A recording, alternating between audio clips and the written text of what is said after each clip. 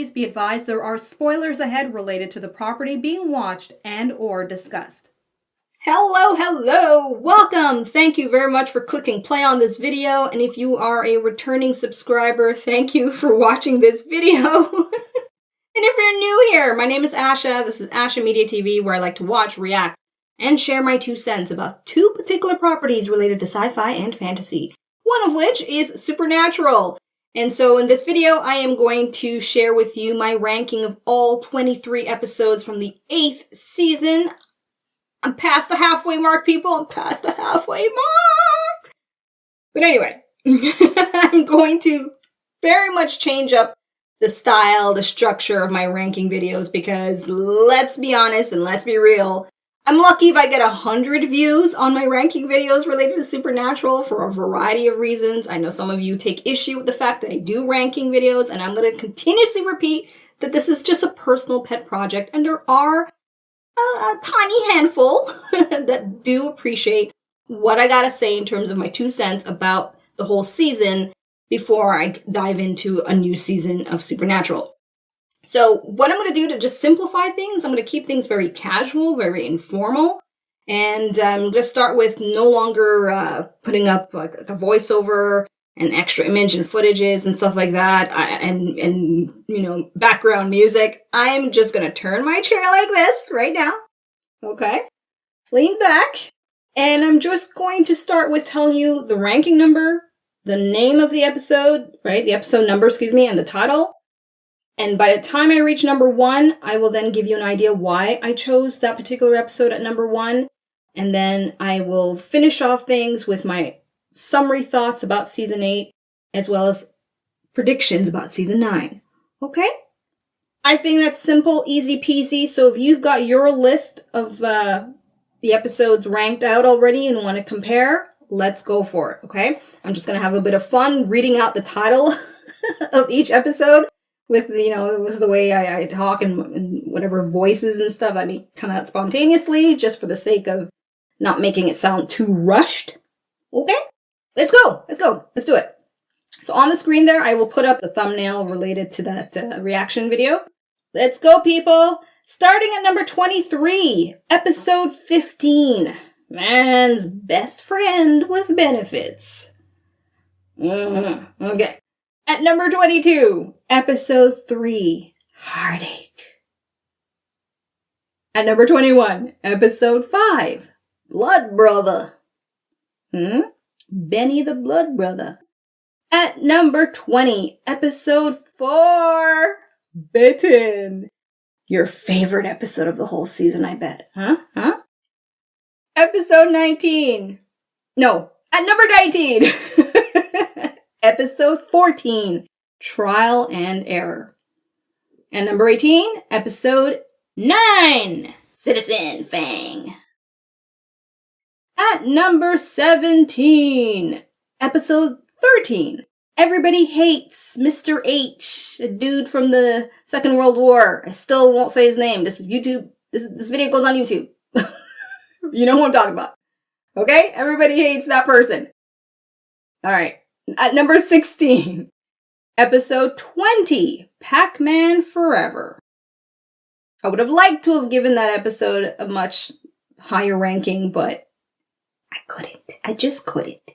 For reasons that you'll have to ask for me to be in depth about in the comment section. Okay.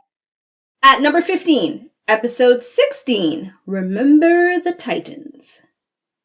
At number 14, we have episode 18, Freaks and Geeks.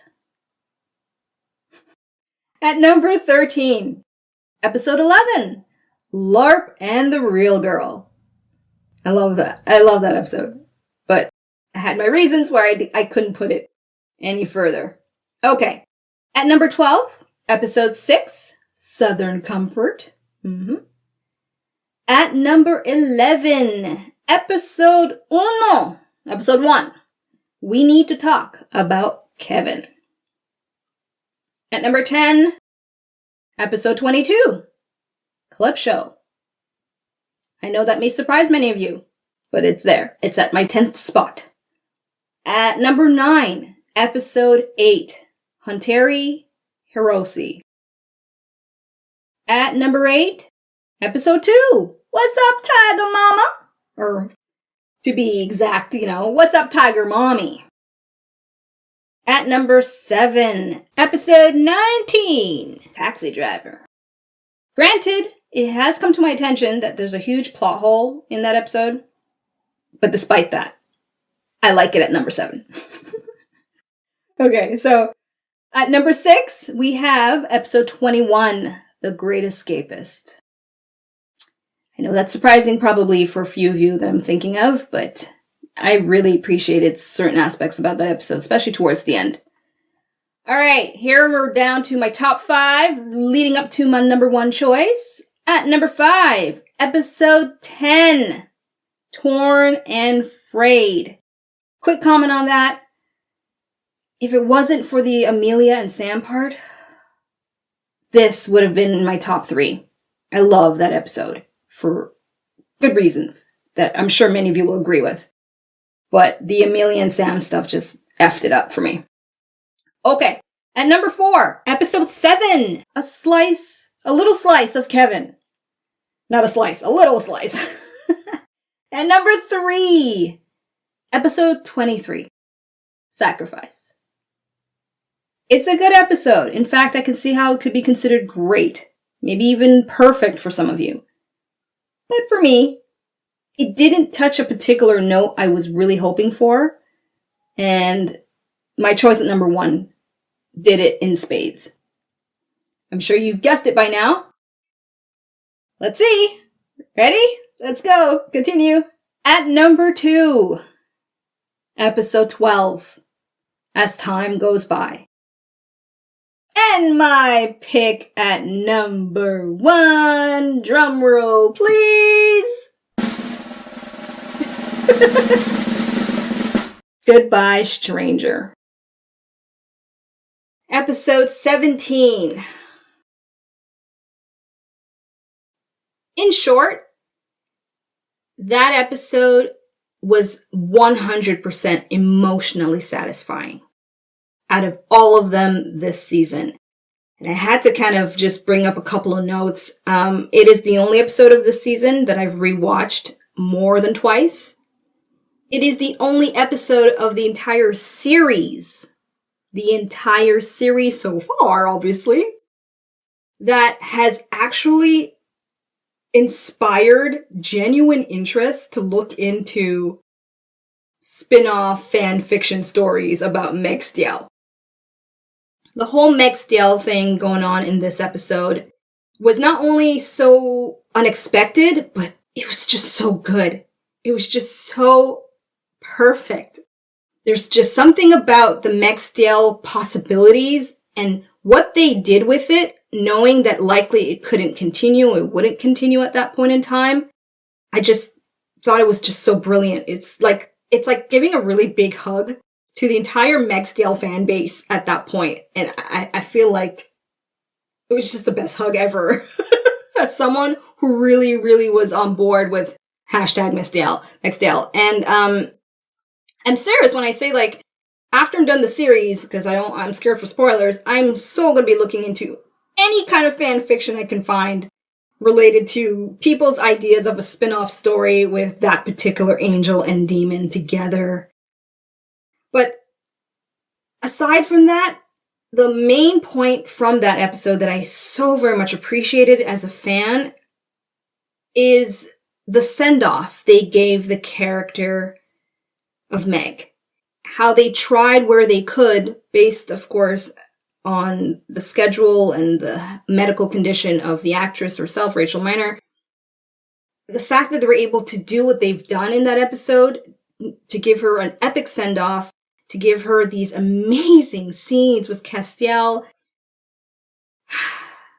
I haven't felt like that in terms of emotional connection to two characters in that way since season 3, season 4, mainly season 3 with Sam and Dean. So for me, that's how good for me that episode is. That it trumps all other episodes of this season. I know it's debatable, but that's where the comment section comes in handy, right? Type away your debates, your questions, or what thereof about my choices. And at that point, I will, of course, give you a reply. I think that's only fair. And if you don't have any questions and you're fine with my picks and you're good to go, great. Okay, so let's now dive into some of my thoughts about the season as a whole, if you're interested in hearing them. So let's start with the fact that, in my opinion at this point, I think season 8 is the ideal standard season of a TV show. And what I mean by that is it's on the CW. That makes a difference because every network has their own style and stuff. So for a show that was on the CW, where their target demographic is a younger generation, I think this is just the ideal type of season where you have a large majority of their episodes that are good to great and a minority of their episodes that are decent, that are okay. That's kind of like your typical season of almost any TV show.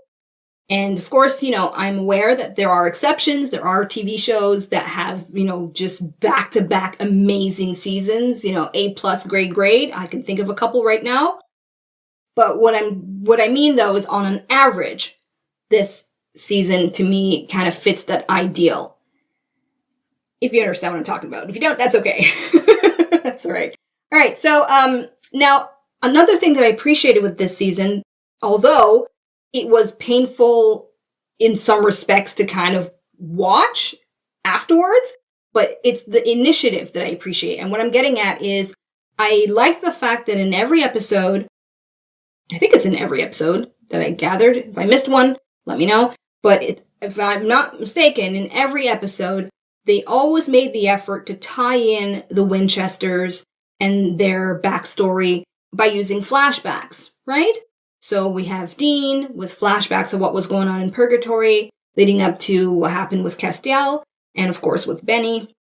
And then with Sam, we had, his relationship journey with Amelia.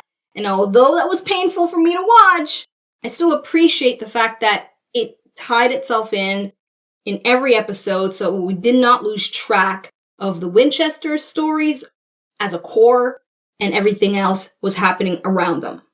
I really like that. So I hope it's something they continue with in upcoming seasons, where we don't just have a bunch of filler episodes that are so disconnected.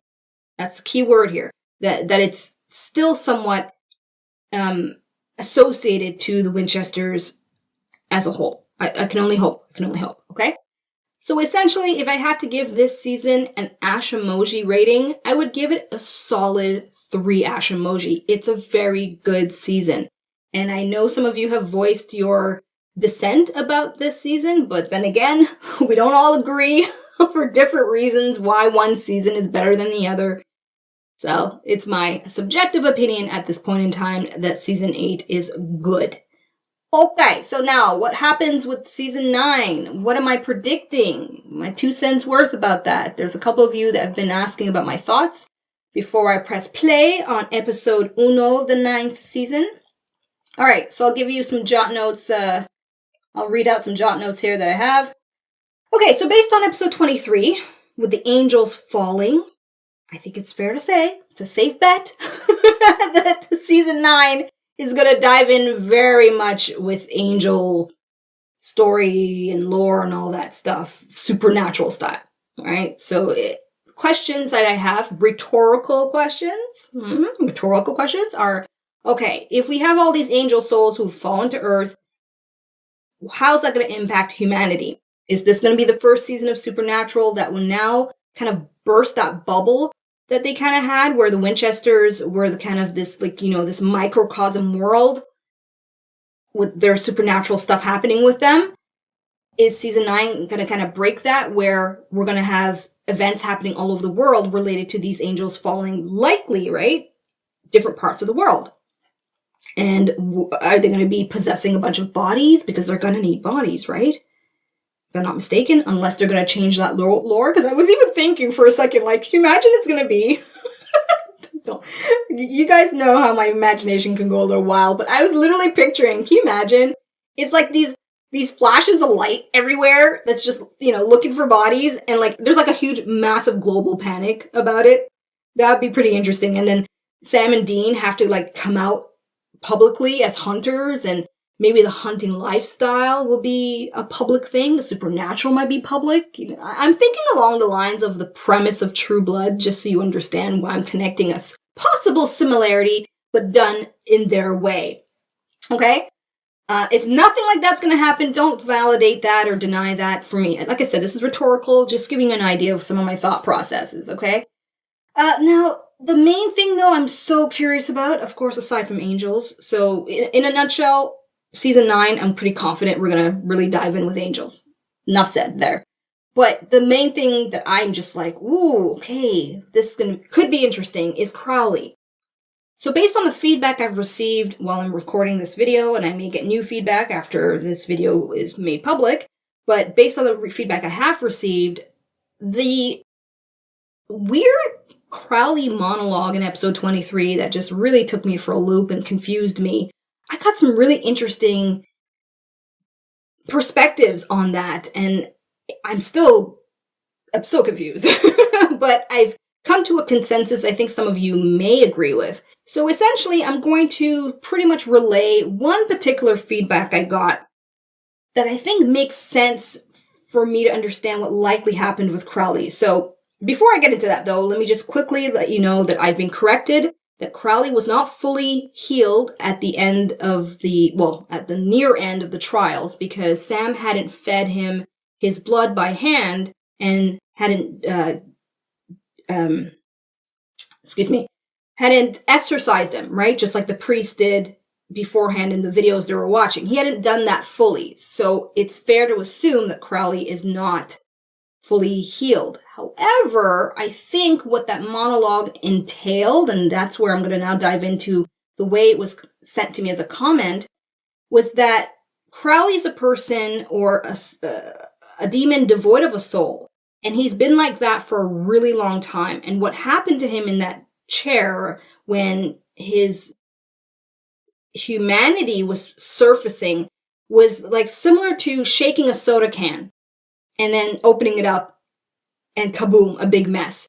So all that stuff he was spilling out that just completely confused the hell out of me was likely deliberate to show that here's someone who went from 0 to 100 in that period of time, and it's natural that it wouldn't have come out coherently or in a way that would be just so easy to understand, because it's such a new moment after so many years of being devoid of a soul or devoid of their humanity.